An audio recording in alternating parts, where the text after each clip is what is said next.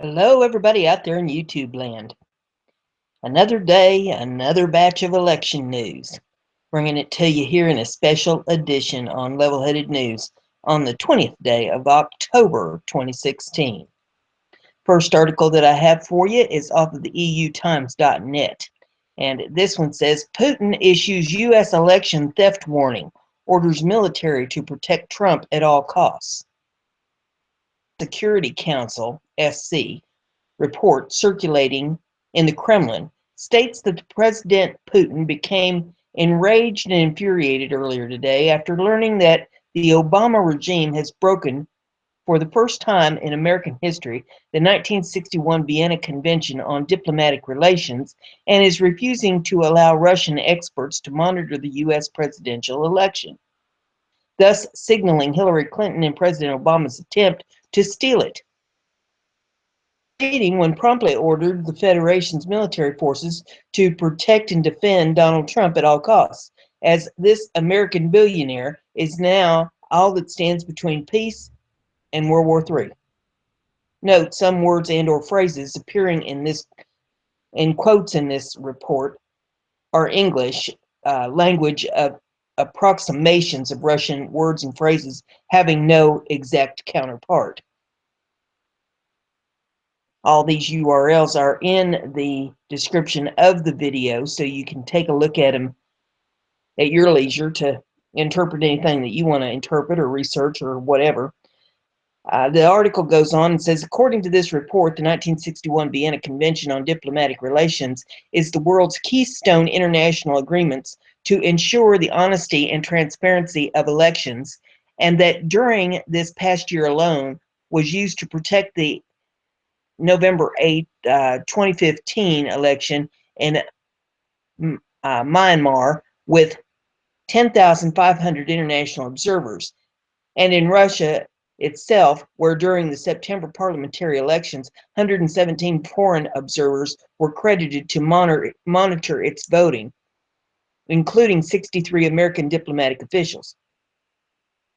With Federation diplomatic election experts preparing to travel to the United States to observe the honesty and transparency of the nation's November 8th presidential election, this report continues. The U.S. Department of State, or the DOS, abruptly and without notice broke off all contact with the Central Elections Commission, CEC, a few hours ago, warning that if Russian diplomats even attempted to monitor this election, they would face immediate arrest, and leading CED director Vasily Lekhavev to warn the Obama regime that the refusal to allow Russian diplomats to perform their direct duties is a a demonstrative violation of the 1961 Vienna Convention on Diplomatic Relations.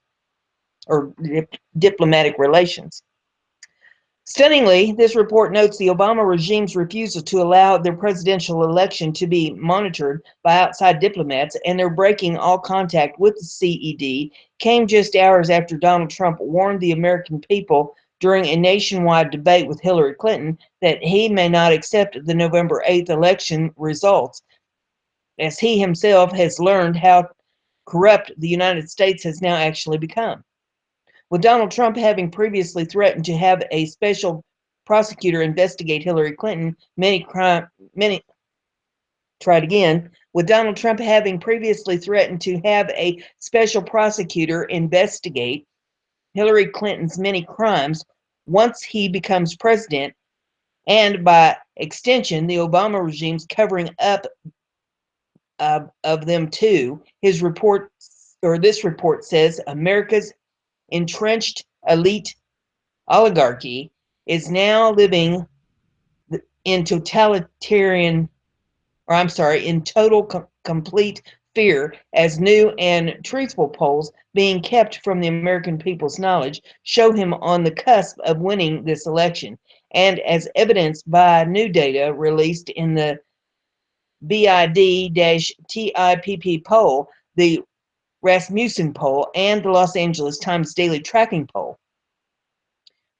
Most terrifying to these American oligarchs protesting Hillary Clinton This report continues, is the presidential election being a near mirror image counterpart of Britain's 23 June Brexit referendum that the Western elites overwhelmingly predicted would fail, but who were all stunned into silence when they lost by overwhelming vote, kicking kicking that nation out of the European Union. Like their British elite counterparts, this report explains the American oligarchs protecting Hillary Clinton are mistakenly and gravely believing that she can be elected by the overwhelming support of young voters, but as shown with astonishing clarity in the British Brexit vote, these young voters failed to materialize at the polls, making Hillary Clinton's chances of receiving the young people's vote in this election even worse.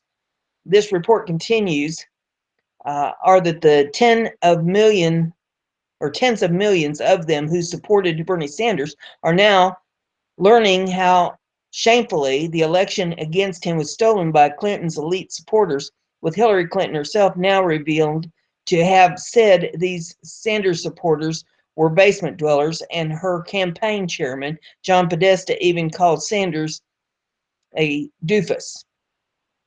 So dangerously insane have Hillary Clinton and her oligarchy supporters become that their fear in Donald Trump's impending victory, this report warns, WikiLeaks has revealed that the Clinton campaign was behind the posting on Craigslist of sexist Trump ads. And even more abundantly, new videos have surfaced proving that both Hillary Clinton and President Obama have been secretly orchestrating outright political violence against Donald Trump and his supporters.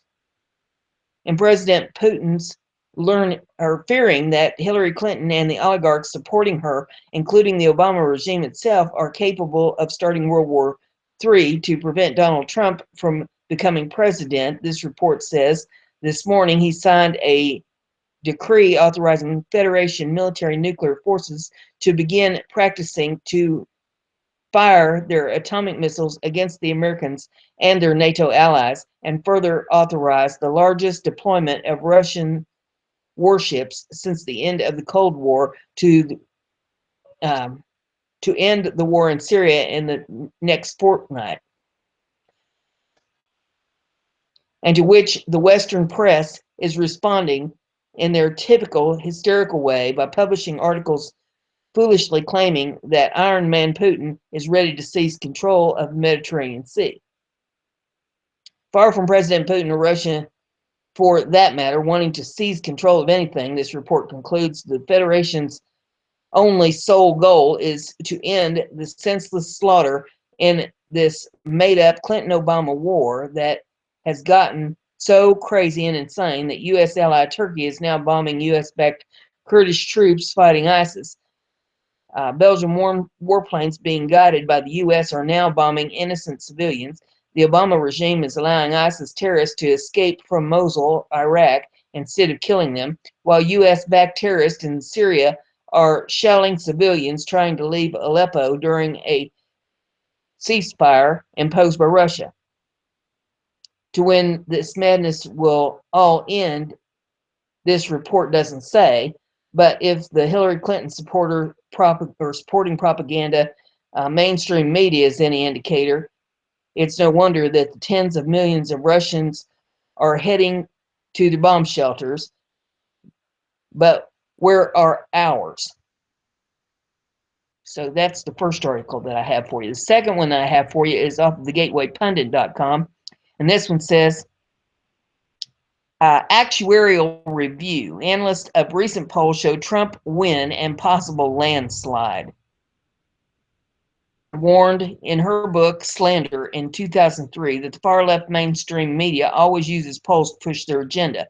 Polls can be skewed by selecting an unreasonable sample size, by asking lead-up questions, or by selecting more of a sample population of one side of an issue to achieve a desired result. Mainstream media skews polls to discourage age potential voters from voting and has done it for years. A good example of the media trying to shape a vote was in 1980. In a Gallup poll released on October the 26th in 1980, 2 weeks before the election, Jimmy Carter was leading Ronald Reagan 47 to 39. 2 weeks later, Reagan won in such a landslide that Carter conceded before California was closed. Example of mainstream liberal media bias was in 1988. A Gallup poll from July 26 showed Michael S. Dukakis leading George H.W. Bush by 17 points. Of course, Bush went on to dump Dukakis in the general election. This past week, a number of polls show Hillary Clinton leading Donald Trump by various margins. One poll last week reported by NBC WSJ showed Hillary Clinton ahead by 11. However, TruthFeed pointed out that NBC WSJ didn't mention that the poll was created by a Hillary super PAC. It's also well known that the Mammoth University poll is run by a Hillary huckster who recently was caught manipulating a poll and then lied about it. Or I'm sorry, realclearpolitics.com makes an average of these distorted with their analysts of the current race. Their efforts are a great example of the phrase garbage in, garbage out. Expert analysis. With all the liberal distortions and dishonesty, we decided to have a small team of actuarial and statistics professionals take a look at a couple of the recent polls and get their take on the reliability of these polls. They selected the recent Fox poll from October the 14th showing Hillary up by 7, and WSJ NBC poll from October 16th showing Hillary with an 11-point lead. The first observation is that both polls are heavily skewed towards Democrats. At a high end, the Fox poll consists of 43 Dems to 36 Republicans to 21 others. Poll showed 44 Dems to 37 reps to 19 other. By selecting more Dems, the polls are designed to provide a Dem result. Our experts next analyzed the data and calculated a result using the same data from the two surveys on a split of 40 Dems, 40 Republicans, and 20 other.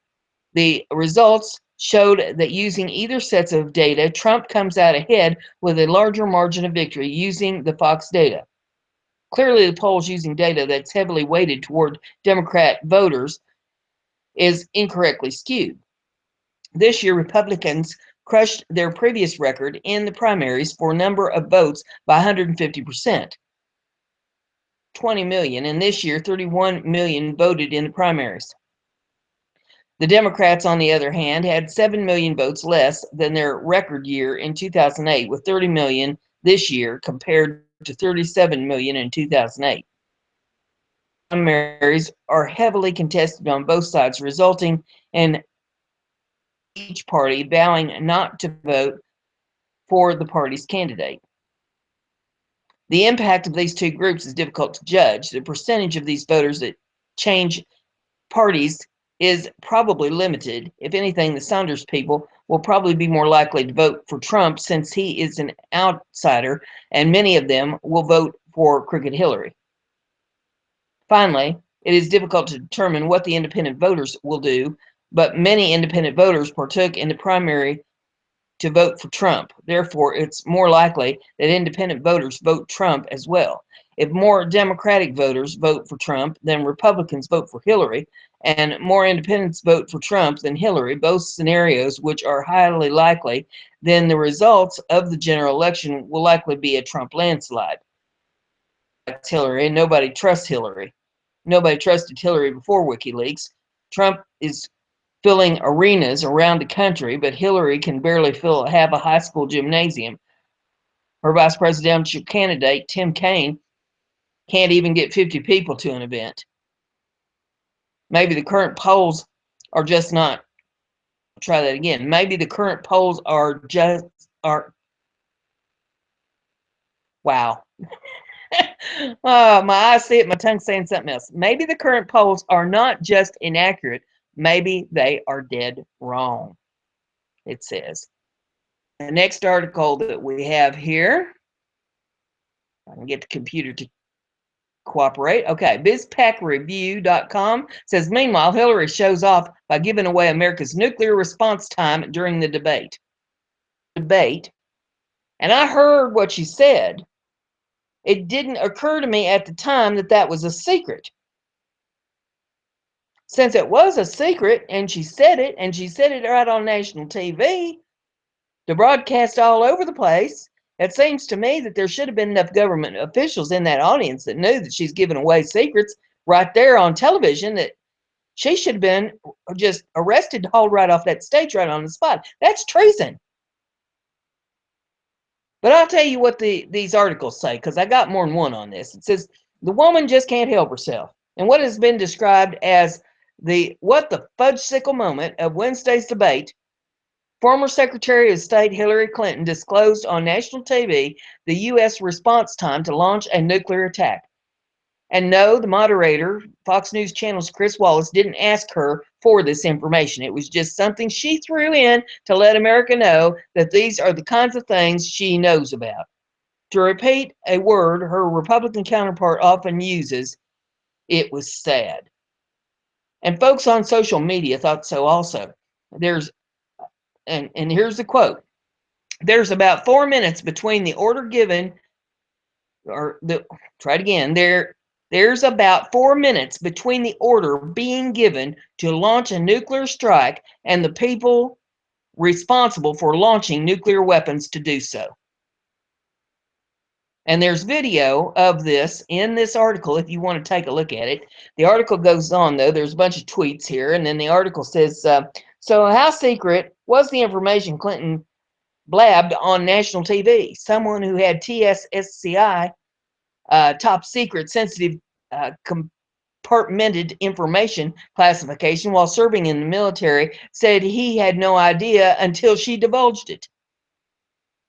And this was just the latest of many instances where she failed to guard our national secrets. Clinton has been under fire for using an unsecured private server to handle her flood of official emails, some containing classified information, while she served as Secretary of State. As a possible result, at least one person may have lost his life. Iran executed Shahram Amiri, a nuclear scientist, for spying on behalf of the United States earlier this year. His name was referred to in July of 2010. Clinton's email as our friend. Holy smoke. So now the next one that I have for you, this is off of thegatewaypundit.com, and it says, breaking, Hillary commits another crime, leaks nuclear secret during the debate. And it as well. It says she's been accused during sworn testimony of disrespecting security agents and putting them in danger. She's abandoned her friend, Ambassador Chris Stevens, and left him to the Islamists who slaughtered him in Benghazi. Tonight, during the final presidential debate, which actually was last night, it says Hillary Clinton leaked more national security secrets. Hillary said it took 4 minutes between the nuclear order and the nukes flying. And then there's the video, and there's some tweets and stuff in this that you can take a look at. Holy smoke. Not a secret anymore, is it? Okay, the next one is off of BizPack Review, and it says, Hillary earns 4 Pinocchios for claiming that Trump opposed bailout of the auto industry. This was during the debate. It says, occasionally the fact checkers get it right, even those as staunchly aligned with Hillary Clinton as Washington Post, critiquing her claim that Donald Trump said the auto industry didn't really matter very much, that we should just let it go. The Post dug into specifics and confirmed that indeed Clinton was lying. To put the lie into perspective, here's what the Democratic nominee said at a rally at Detroit's Wayne State University on October 10th of 2016. And here's the quote. Nobody should be surprised because back in the Great Recession, when millions of jobs across America hung in the balance, Donald Trump said rescuing the auto industry didn't really matter very much. He said, and I quote again, let it go. Now, I can't imagine that. I supported President Obama's decision to rescue the auto industry in America.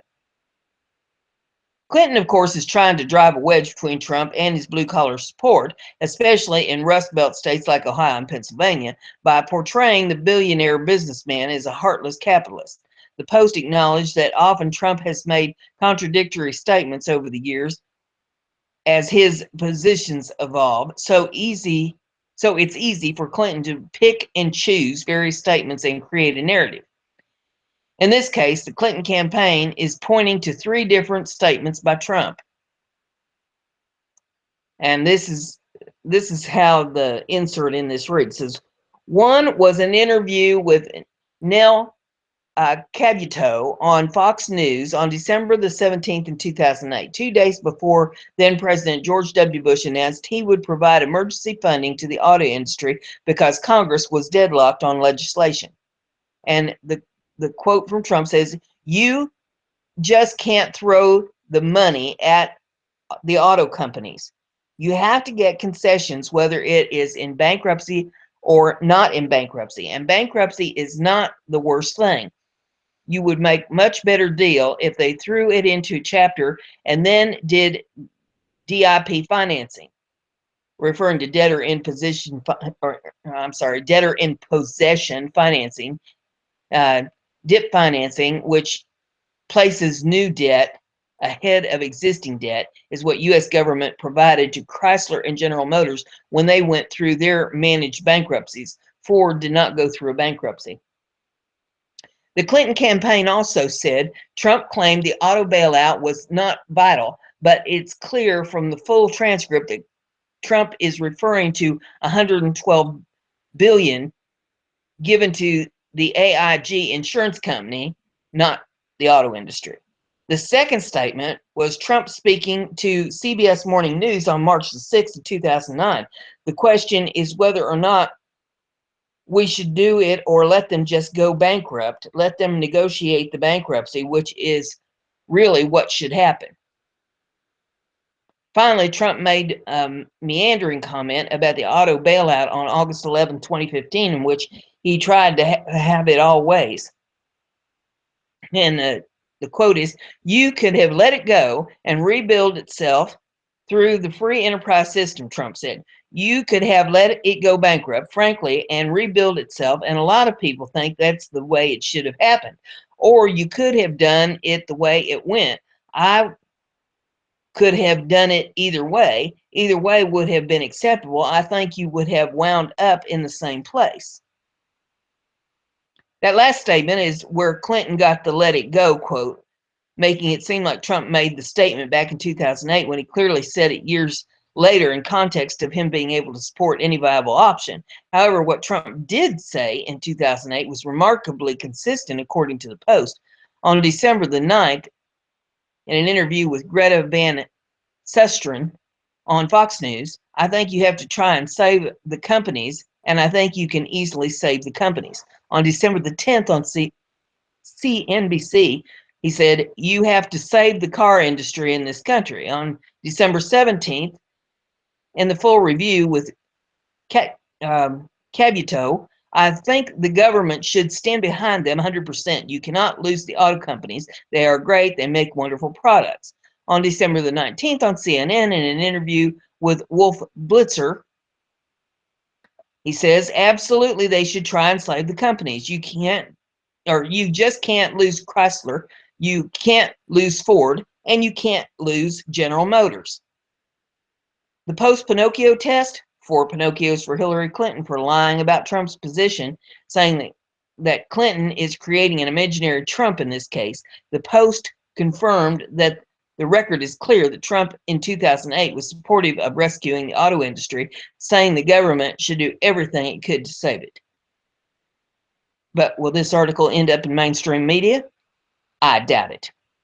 Next one we have here is off of regated.com. And this article says, Donna Brazile caught lying about emails and paid agitators. Donna Brazile caught lying to the media, lies about paying violent agitators at Donald Trump rallies, claims leaked emails are doctored after they've been proven to be legit. Donna Brazile, chairwoman of the DNC, is claiming the leaked emails are doctored. She told reporters they were altered and readapted.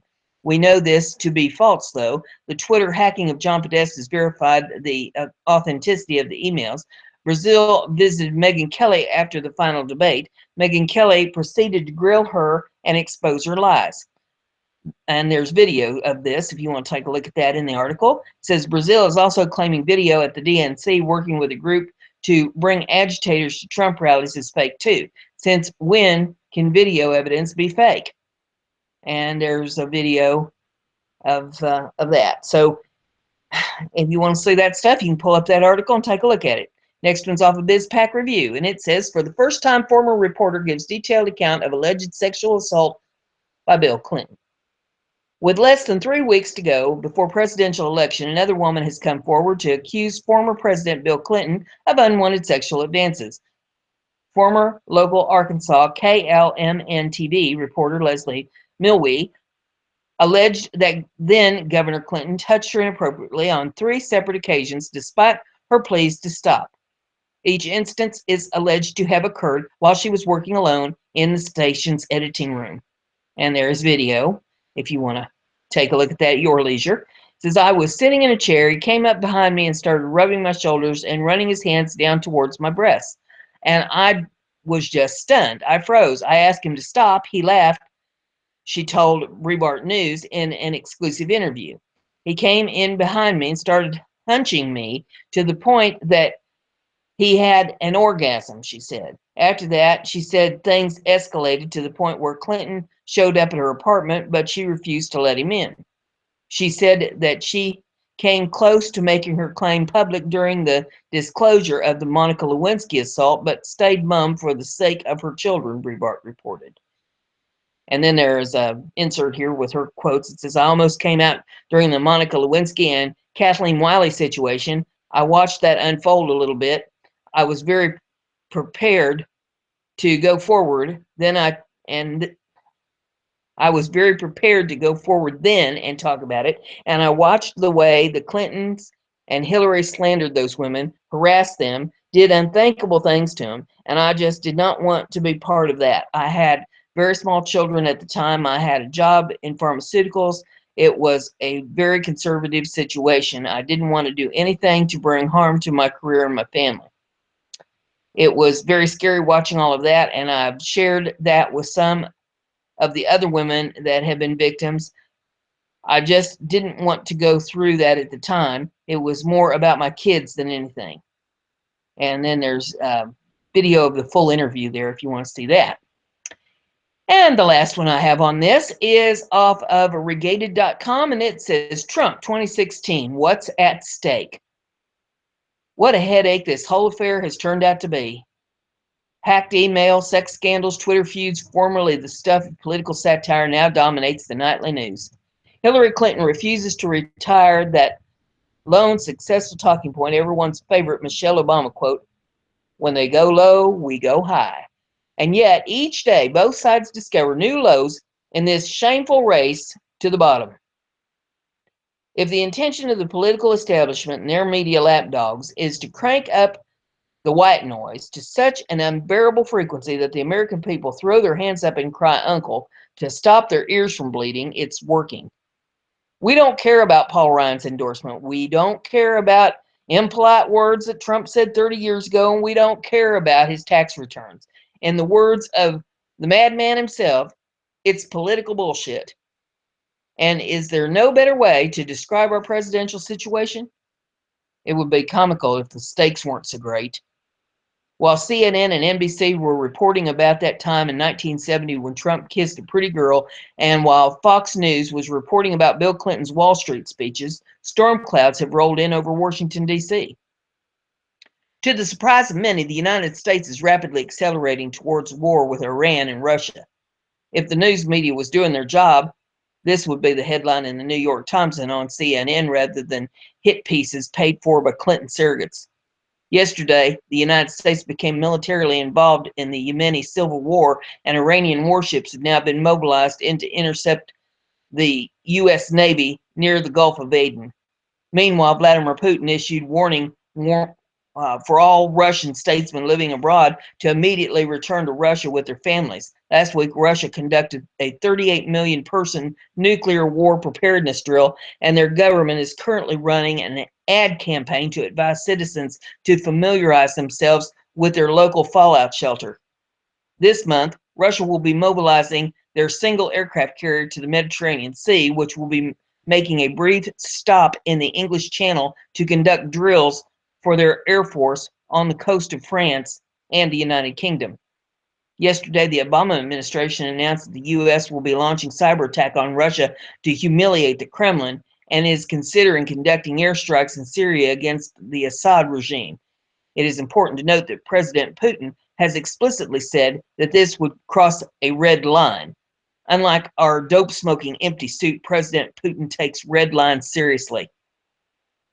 While we were sleeping, the Obama administration has single-handedly escalated this new Cold War into an outright conflict between the two greatest nuclear and conventional military powers on the planet. If this threat seemed like it came out of a clear blue sky, that's because it did. For years, Russia has embarrassed and humiliated a weak president unwilling to assert American interests. Only now have Obama and Kerry found the courage to stand up to Putin. And what reason might the president have to start a limited conflict with Russia all of a sudden? After all, there's a presidential election only 24 days away. For 25 years, America has fielded a military more powerful than every other nation combined, and our economy larger than that of the continent of Europe. In the conservation vision, we could have had peace, wealth, and freedom. In the liberal vision, we could have had universal health care, tuition-free university, and racial harmony. Everything and more could have been attempted or realized as American power remains unchallenged for decades to come. All we had to do was not start a nuclear holocaust. This is the ballot in November. Never mind Trump and Hillary or red and blue. In light of recent developments, this election is between the populist reproach with Russia and establishment war with Russia. I hope I'm not being too dogmatic when I say that all other considerations ought to be subordinated to the threat of an apocalyptic nuclear war of all against us. Of course, there are still people who believe that Trump is the greater threat to the survival of this country, and this is understandable. As an outsider with no experience in government, Trump is a wild card. Nobody can know for certain how he might govern and in what direction he will lead the nation before the world stage. He could command the respect of foreign leaders and become a pioneer and the restoration of friendly cooperation with Russia. He could work with China to abort rogue states like North Korea, Iran, Pakistan, and the flames of which engulf the world could be extinguished. Given that Trump is not married to an interventionist or utopian ideology, which caused him to invent democracies in the desire to reshape the world order, it's a good bet that at the very least, things wouldn't get much worse. The military-industrial complex which commands Congress and the Clinton Foundation couldn't buy President Trump, and neither could any foreign lobbyist. Therefore, the two known variables with Trump are that he errs on the side of non-intervention and that he will put America's interests first. That's more than can be said about any president since Ronald Reagan. With Hillary Clinton, we know exactly what we're getting. The disastrous Iran deal that will become permanent, and the Ayatollah will be all but guaranteed a nuclear capability in exactly 10 years. The acquisition of nuclear arsenal by a radical Shiite regime will trigger an arms race across the Middle East, probably paving the way for nuclear Egypt, Turkey, and Syria. It sounds almost like a bad joke. What happens when you give 4 warning radical Muslim states nuclear arsenal? Doesn't take much imagination to figure out the rest. Hostilities with Russia will continue to escalate. Where they go beyond here is a mystery that I'm sure nobody is eager to find out. As WikiLeaks continues to put Hillary Clinton's bid for the presidency in jeopardy, we can expect that the Clintons and Democratic establishment will harbor a personal vendetta against President Putin as he continues to be blamed for the hacking attacks against the DNC. For the first time in history, a Hatfield's and McCoy's blood feud will be settled with weapons of mass destruction. Everyone loses. Hillary Clinton declared policy is to implement a no-fly zone over Syria, and if elected, she will get her no-fly zone. Vladimir Putin will contest it. A Russian plane will go down. Wars will be inevitable. This is deadly serious. There is no plan B. The UN can do nothing. No power on earth or beyond can save us when the button gets pressed. Hell will visit earth.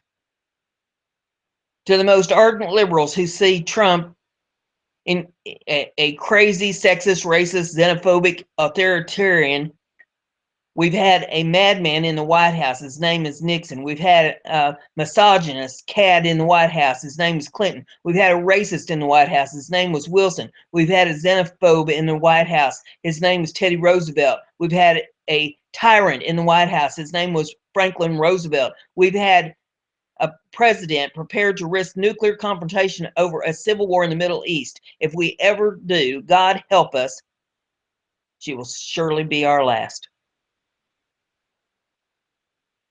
And with that said, we'll end this broadcast for this evening. See you with current events.